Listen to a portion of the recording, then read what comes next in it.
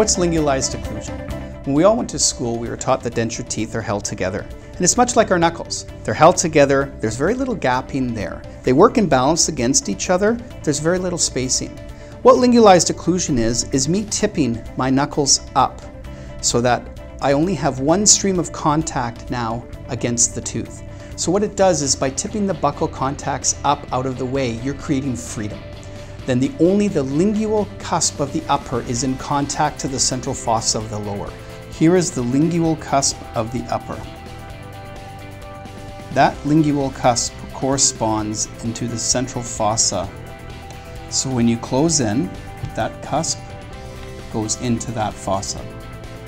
This fossa now works and balances on the guiding planes of the lower. And it also can retrude and protrude. So the black markings are the directional aspects that this cusp can move inside the articulator.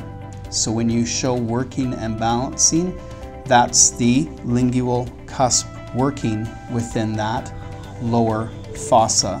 What does that do? That creates less contacts. That creates more flexibility, more freedom. Why is that important?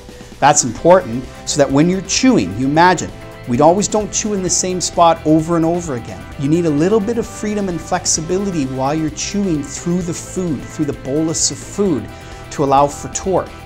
So it creates less chance of a deflective contact, which would manipulate the denture, which rocks the denture. So lingualized occlusion creates more flexibility, less chance of destabilization, and a better fitting denture.